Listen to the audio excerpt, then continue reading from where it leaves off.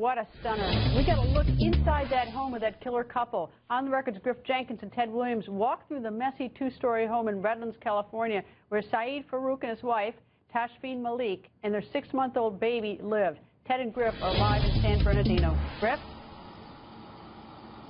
Greta, that's right. It was one of the most unprecedented accesses to a crime scene anyone in the media has gotten, and you will see all of the media there. Here, Ted and I take you inside the home where the two plotted and carried out what is now being called a heinous act of terrorism. Take a look. We are getting a first look with other members of the media, obviously of the apartment here. Ted, let's walk through and see what we see. We know that the authorities were worried about the explosives. 12 pipe bombs found in here. We don't know the exact locations. Clearly, the authorities pulled this place apart. Some of this mess may have been from their disarray. We see the window knocked out. I'm not sure what we see. A hatchet here in the drawer. Not necessarily something, Ted, that we find in a drawer with kitchen utensils, a very large mallet-style hatchet. We know that the authorities went through this back area. When we talked to the next-door neighbors, the Frost, they told us that these windows were shattered. We see the glass here amidst what was the playpen for a child, a stark and sad reminder that there is still a 6-month-old daughter now without parents. Now this is interesting here, Griff, because here is when the FBI and other authorities go in, they make a list of what they either take from the home or what they actually leave here. And what we see here is the United States Department of Justice, Federal Bureau of Investigation, and it shows a description of the various items that they have taken from this home.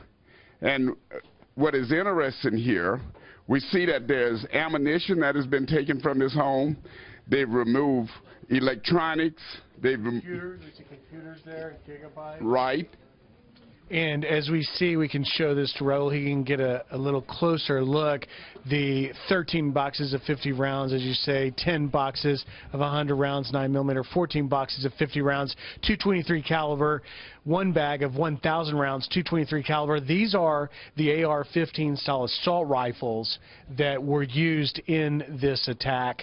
One thing, Ted, we don't know as we get a first look is of the 12 pipe bombs that are believed to be in here. One would think in this back window, and why we saw the glass and the shattering, was that authorities were worried it would clearly have been booby-trapped in the entry. Any way that people were coming and going out of here would be where the bombs were. Is there anything that you see that indicates where they may have put these explosives? Well, not in this area, but clearly the explosives would not very well have just been out here in the open.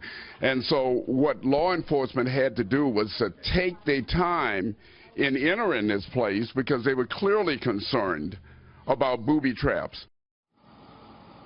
An enormous amount of information, as you see, as Ted, as an investigator, as a former homicide cop, was able to glean. And later in the show, Greta, we're going to take you upstairs, and what we found was nothing short of shocking.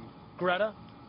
Ted, having investigated that scene, having gone inside, was there any indication that they had taken a lot of information about trace evidence? For instance, did you see a lot of fingerprint dust? Did you go into the bomb-making area and see where they printed that entire area? Were there pieces of carpet cut out so that they were looking for some sort of fiber samples? And I suppose that they did some swabbing for possible DNA on glasses and everything, but was there any hint that the FBI was also looking for trace evidence to see if anybody else had been in there?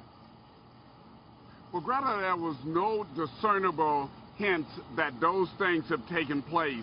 But I got to tell you, I think that the FBI and local and state law enforcement officers methodically took their time. They knew what they wanted to take from there, and quite naturally, as we said, they listed what they took from there, the various pieces of evidence. I think they did a good job of going in there, Greta, meaning the local and state and local authorities. You know, Griff, looking at your video of what you and Ted shot, I mean, it's so eerie. I mean, this was planned. They dropped the baby off, and obviously they'd done a lot of planning for this. Yet, when you look at the video, it looks like they're coming home soon, that a couple's coming home soon because the baby, you know, they've left everything there, pictures, everything.